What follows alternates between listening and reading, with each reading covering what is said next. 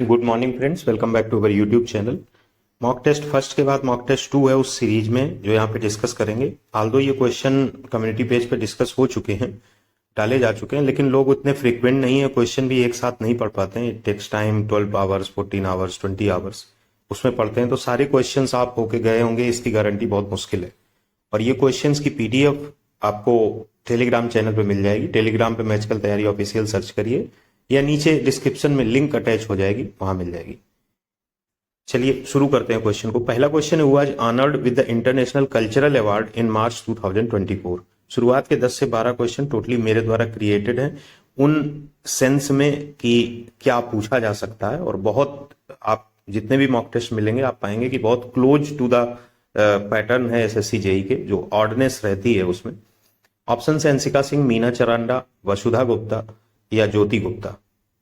तो ज्योति गुप्ता, वसुधा गुप्ता, मीना चरंडा या हंसिका सिंह, तो करेक्ट ऑप्शन है मीना चरंडा। मीना चरंडा प्रिंसिपल हैं कालिंदी कॉलेज दिल्ली यूनिवर्सिटी में, जिन्हें इंटरनेशनल कल्चरल अवार्ड 2024 दिया गया है। और ये किस पर्पज से दिया गया है? एजुकेशन और सोशल सर्विस में रिमार्केबल वर्क है इनका, इसके लिए दिया गया। थोड़ा स्पीड रखेंगे ताकि 50 क्वेश्चंस कम समय में हो सके।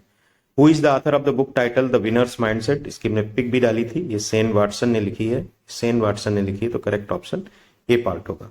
अगला क्वेश्चन है, माजली मास्क जीआई टैग मिला है, किस स्टेट से बिलोंग करता है? माजली मास्क, जो ये mask making manuscript painting of माजली है, ये डिस्ट्रिक्ट ऑफ असम में, माजली डिस्ट्रिक्ट ऑफ असम में ये जीआई टैग मिला है। किसको मिला है? माजली मास्क को मिला है, करेक्ट ऑप्शन ए पार्ट होगा।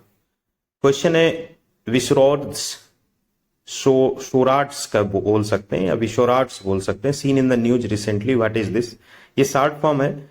V for very, SH for short, RA for range, R for range, A for air, D for defense, S for system। तो very short range air defence system को V SHORADS करके नाम लिया गया है। इसका नाम रहा था defence research and development organisation, DRDO ने एक successful flight test short range air defence system missile का किया था, ground based portable launcher off the coast of Odisha from the integrated test ranger in Chandipur में इसको टेस्ट किया था। और ये डुअल थ्रस्ट सॉलिड मोटर के थ्रू प्रोपेल्ड है। कुल मिला के एक मिसाइल है जो very short range air defence system के प्रोसेस पे वर्क करती है। तो इस तरीके से इस वर्ड का अगर मीनिंग या फुल फॉर्म पूछा जाता है तो आपको याद रहेगा। फोर्थ का correct option B part. Next question है, which state government has launched the chief minister's universal life insurance scheme? ये नाम है chief minister's universal life insurance scheme, to mitigate financial hardship caused by untimely demise. कौन सी government ने chief minister universal life insurance scheme launch की है? Option से मणिपुर, मिजोरम, नागालैंड, तेलंगाना। तो नागालैंड ने ये लॉन्च की है। इसके अनुसार एक लाइफ इंश्योरेंस कवरेज 2 लाख रुपए का मिलेगा और additionally accidental insurance coverage 2 lakh रुपए का मिलेगा। अगला क्वेश्चन है, India was declared joint winners of SAFF women's under 19 championship with which country? इसमें कंबाइंड विनर घोषित किए गए थे SAFF वुमेन्स अंडर 19। स्पोर्ट्स बहुत फेवरेट है एसएससी जेई का, तो इंडिया और बांग्लादेश चुने गए थे, तो करेक्ट ऑप्शन बी पार्ट होगा। और क्योंकि 1-1 पे ड्रा हो गया था और SAFF जो आपका है ये फुटबॉल चैंपियनशिप से रिलेट करता है, तो करेक्ट ऑप्शन बी पार्ट होगा। अगला क्वेश्चन है, Sebastian Pinera who recently died in helicopter crash was the former president of which country?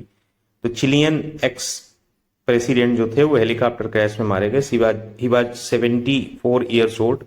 और चिली की जो पॉलिटिक्स है उसमें ये 2 टर्म प्रेसिडेंट रहे हैं, 2010 से 2014 और 2018 से अभी तक 2022 तक हेलीकॉप्टर क्रैश में मारे गए। Correct option A part Chile होगा। Which edition of the joint military exercise Sada Tansik between the India and Saudi Arabia was held from January 29 to February 10 in Rajasthan? पहले तो अगर सद्दा टांसिक किसके किसके बीच है तो इंडिया एंड सऊदी अरबिया के बीच है। और अगर ये पूछा जाए कि कौन सी एक्सरसाइज हुई थी तो ये इनिशियल एक्सरसाइज थी, डिब्यूट हुआ था, तो पहली एक्सरसाइज हुई थी। करेक्ट ऑप्शन ए पार्ट होगा। अगला क्वेश्चन है, अगला क्वेश्चन है, who has been awarded the ICC women's ODI cricketer of the year award? देखिए इसमें वुमेन्स भी पूछ सकते हैं, मेंस भी पूछ सकते हैं, T20 भी पूछ सकते हैं, T20 में वुमेन्स भी पूछ सकते हैं। चारों खिलाड़ी याद कर लीजिए, आपको मैं बता देता हूं। ओडीआई क्रिकेटर की अगर बात करें तो कौन है? ओडीआई क्रिकेटर की बात करें, वुमेन्स में ओडीआई क्रिकेटर की करें तो चमारी अट्टापट्टू है, मेंस में करें तो विराट कोहली है। वुमेन्स में T20 क्रिकेटर की बात करें तब भी चमारी अट्टापट्टू है, मेंस में बात करें तो सूर्य कुमार यादव है। यही दो जनरली पूछे जाएंगे। Test cricketer of the year पूछा जाएगा तो मेंस में तो उस्मान ख्वाजा होंगे। और इसके अलावा क्या पूछा जा सकता है? इसके अलावा ICC spirit of cricket of the year award team के पॉइंट ऑफ व्यू में पूछा जाए तो जिम्बाब्वे को दिया गया है। ये टीम के एस्पेक्ट में ही दिया जाता है, इंडिविजुअल के एस्पेक्ट में नहीं दिया जाता, तो जिम्बाब्वे को मिला है spirit of cricket of the year award. जबकि मेंस में emerging cricketer of the year award अगर मेंस में पूछा जाए तो रचिन रविंद्रा को मिला है। रचिन रविंद्रा जो कि भारतीय मूल के हैं और किस टीम से खेलते हैं? न्यूजीलैंड से खेलते हैं। और फोबे लिचफील्ड ऑस्ट्रेलिया की हैं। वुमेन्स में उन्हें emerging cricketer of the year P Litchfield बोलते हैं उनको, तो ये वुमेन्स में मिला है। बहुत मुश्किल है, इमर्जिंग पूछा जाएगा तो मेंस में ही पूछा जाएगा। ICC women's ODI cricketer of the award Chamari Athapaththu को मिला है, तो करेक्ट ऑप्शन सी पार्ट हो जाएगा। ड्यूरिंग 1857 सिपाही मिटनी 1857 का जो स्वतंत्रता संग्राम था उसमें मुगल एम्परर बहादुर शाह जफर को किसने अरेस्ट किया था? John Nicholson, sir Hugh Rose, William Hodson, Colin Campbell. Sepoy mutiny 1857 में जो ब्लास्ट हुआ था उसमें बहादुर शाह जफर के पीछे जनता खड़ी होकर विरोध कर रही थी और बहादुर शाह जफर को गिरफ्तार करना पड़ा, क्योंकि वो बहादुर शाह जफर लीडर थे। मतलब फंसा दिया जनता ने, एक तरीके से कहा जा सकता है। और अब आप राज कर रहे हैं और कुछ गलत हो रहा है और हम कहीं विद्रोह कर रहे हैं तो आपको करना पड़ेगा। तो बहादुर शाह जफर एक्चुअली में भाग गए थे, फिर बाद में इनको गिरफ्तार कर लिया था मेजर विलियम हडसन ने।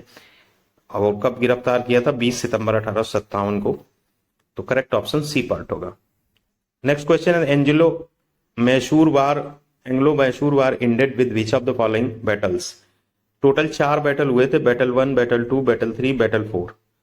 चौथा बैटल जो हुआ था 1799 में हुआ था।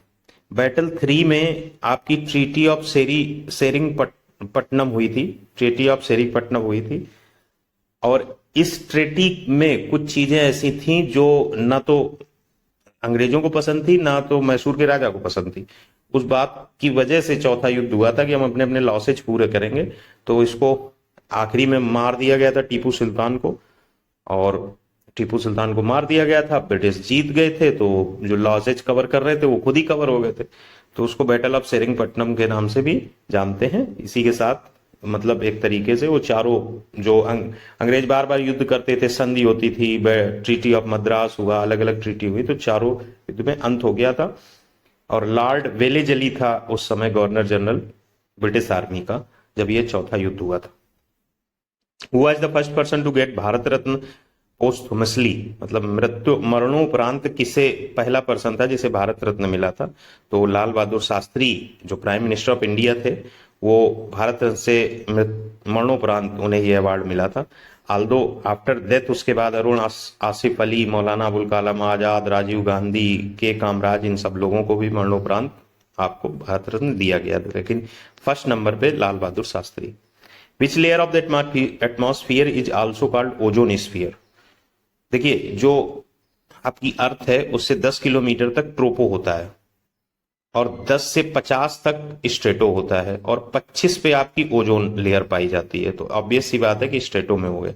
और जैसे ही हम 50 के ऊपर चलते हैं, 85 तो मेसो होता है, और 85 के ऊपर जाते हैं, 85 के ऊपर 600 तक जाते हैं तो थर्मो होता है, और 600 से ऊपर जाते हैं तो एक्सो होता है। अगला क्वेश्चन है, which one of the following planets has no natural satellite of its on?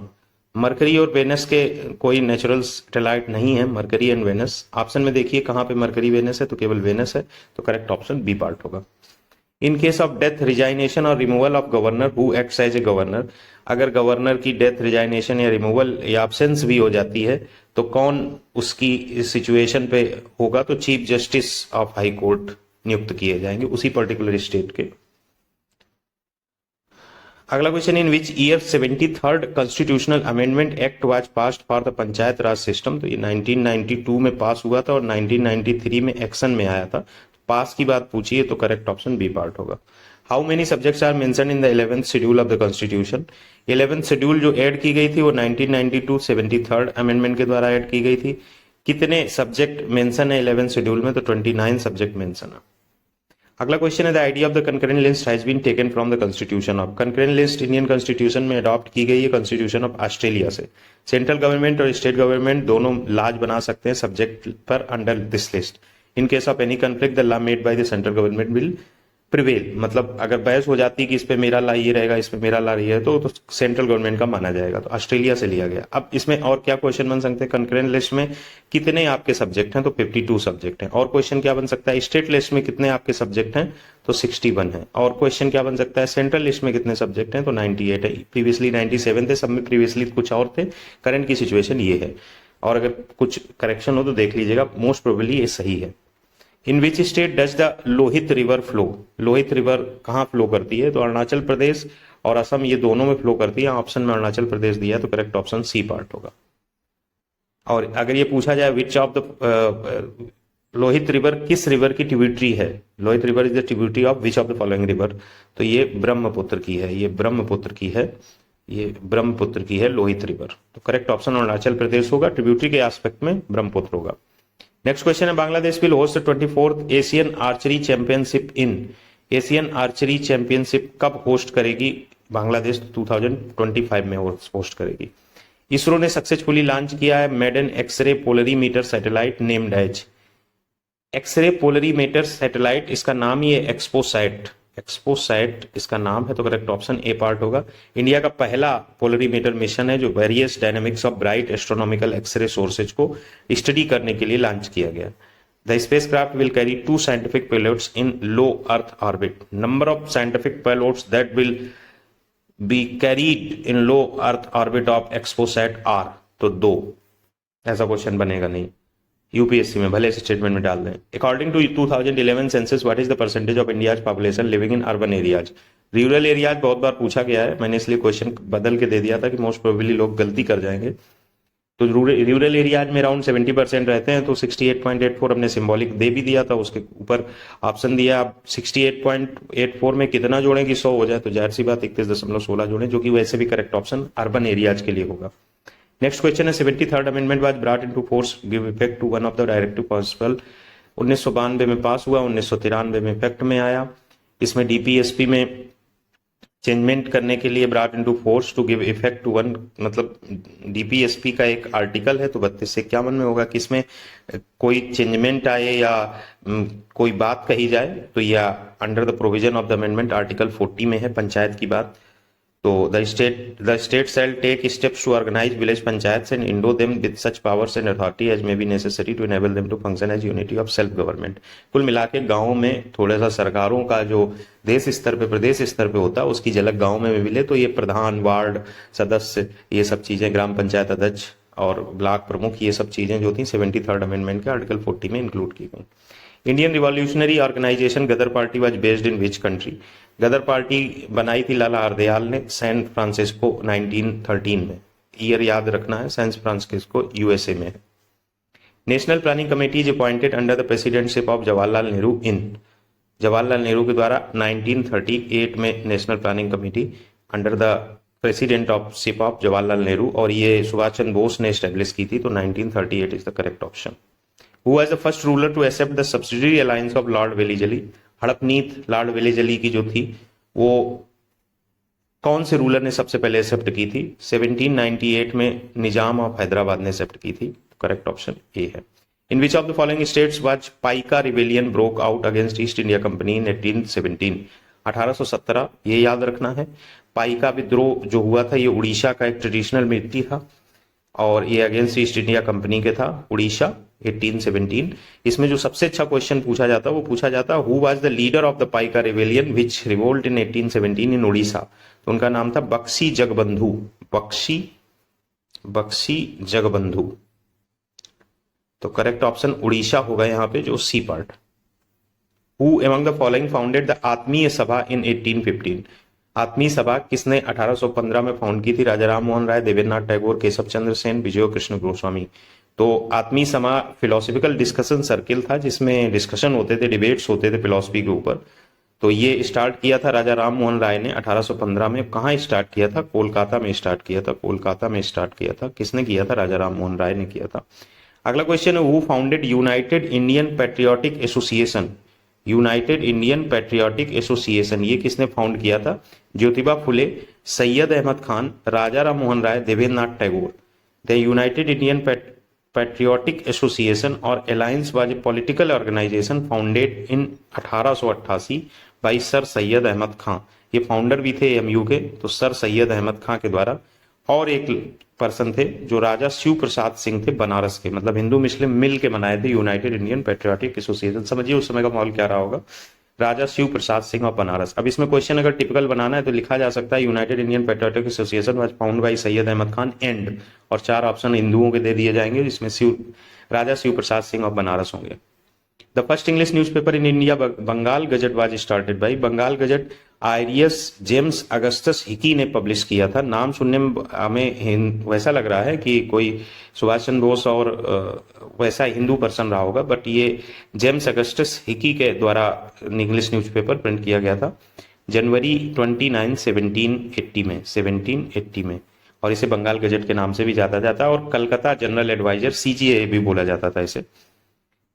Which cricketer becomes first to be timed out in international cricket? ये वर्ल्ड कप के दौरान मैच में हुआ था, श्रीलंका का मैच था और बांग्लादेश का मैच था। बांग्लादेश के शफीउल हसन ने अंपायर से कहा था कि ये हेलमेट वाले में जो टाइम लग गया है उतारने में और इस करने में, गेंद फेंकने के बीच में एक सर्टेन टाइम होता है, वो नहीं लगना चाहिए था। उस बेसिस पे टाइम आउट किया गया था किसको? एंजेलो मैथ्यूज को।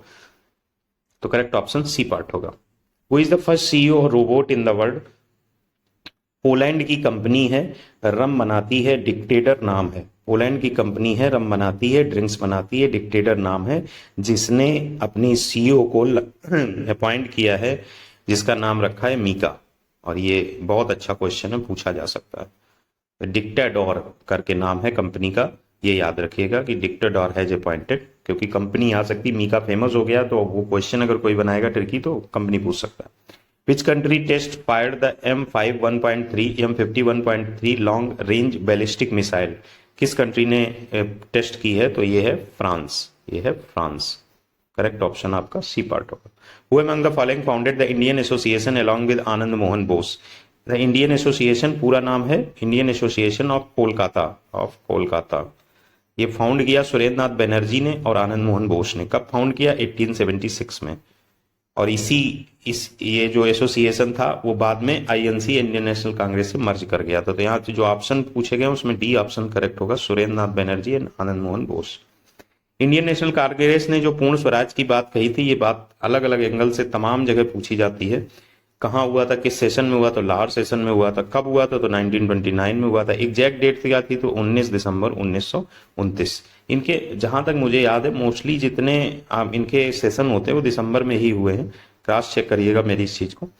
तो करेक्ट ऑप्शन आपका ये एक इसमें क्वेश्चन और एक पब्लिक डिक्लेरेशन मेड किया गया था 26 जनवरी 1930 को, जिसको कांग्रेस पार्टी ने इंडिपेंडेंस डे मनाने के लिए अर्ज किया था इंडियन से, जब तक स्वतंत्रता में नहीं मिली थी। बाद में फिर इसी तारीख को ध्यान में रख के 26 जनवरी 1930 की वजह से ही गणतंत्र दिवस बाद में मनाया गया था। मतलब ये इनके लिए पहले से इंपॉर्टेंट रखता था 1930 से। ये 26 जनवरी तारीख जो आपके मन में आती होगी कि चलो 15 अगस्त को हमें आज़ादी मिली, वो तो उस टाइम ठीक है, 3 साल बाद 26 जनवरी कहाँ से दिमाग में आ गया? तो ये 1930 से दिमाग में था।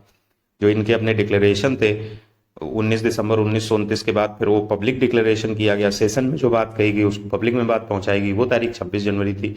इस तरीके से ये रिलेट होता है। Payment of loan by the government is an example of, बहुत फेमस क्वेश्चन है। Payment of loan is a capital expenditure as it causes reduction in liabilities of the government. We know capital expenditure refers to those expenditure which either creates assets for the government or causes reduction in liabilities of the government. तो correct option होगा capital expenditure, D part। ना याद हो तो, अगर ना logical समझ में आए तो रिमेम्बरेंस में रख लीजिए।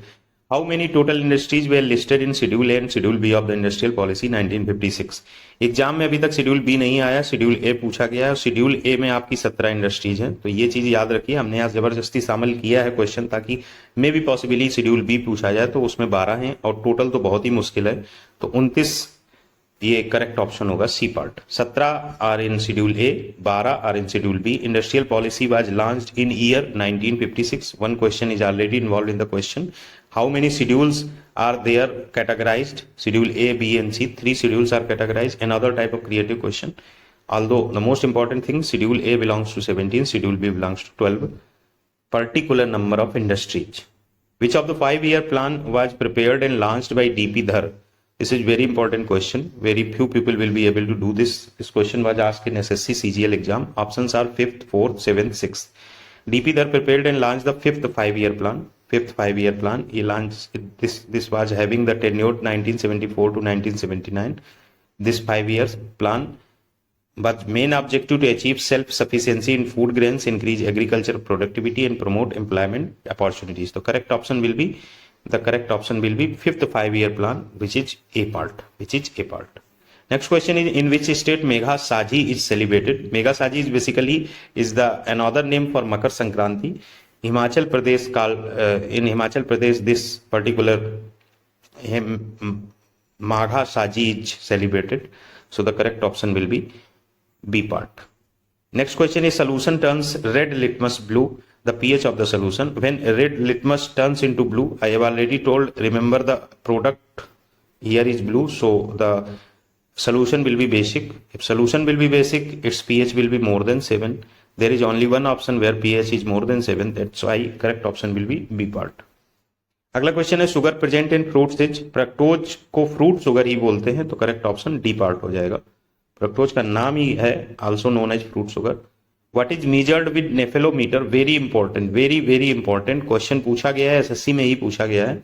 नेफेलोमीटर एक इंस्ट्रूमेंट है जो मेजर करता है concentrated of suspended particulates in liquid और गैस कोलाइट. अब वॉल्यूम ऑफ रेनफॉल में तो ये नहीं आएगा सस्पेंडेड, क्लाउड वॉल्यूम और स्पीड में ये चीज आ जाएगी, क्योंकि ये सस्पेंडेड पार्टिकुलेट्स होते हैं जो घूमते रहते हैं हवा में और मौका लगा के बरस जाते हैं, फिनिश हो जाते हैं. करेक्ट ऑप्शन 42 का बी होगा, क्लाउड वॉल्यूम एंड स्पीड.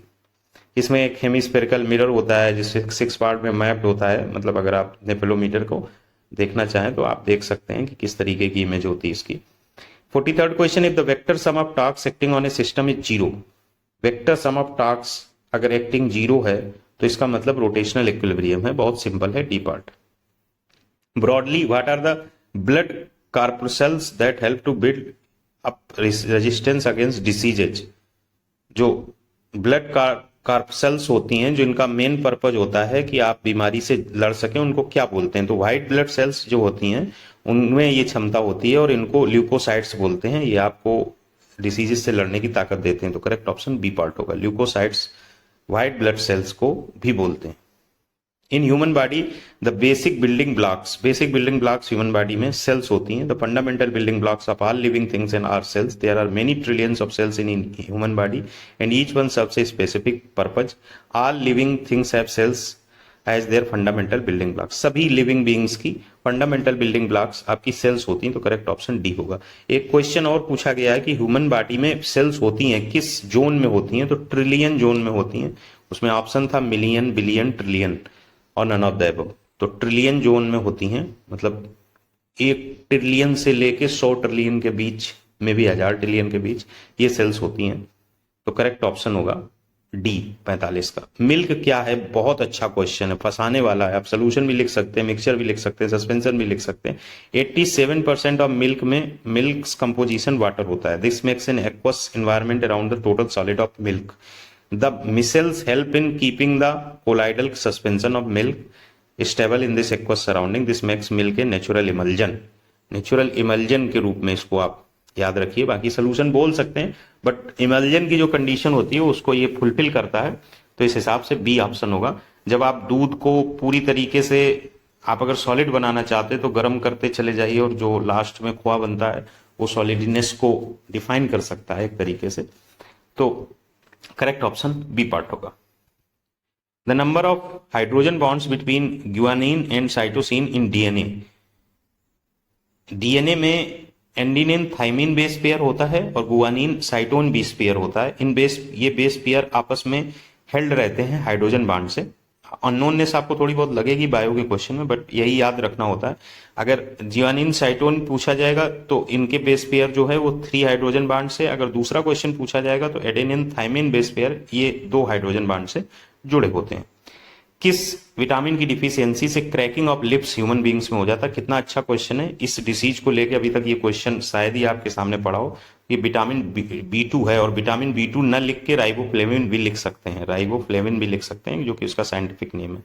तो ये पर्टिकुलर जो आपके खान पान है उससे रिलेट करके आपके लिप्स पे प्रॉब्लम क्रिएट कर देता है, क्रैकिंग क्रिएट कर देता है। किसकी कमी से होता है? विटामिन B2 की कमी से होता है। Which endocrine gland is situated in the neck?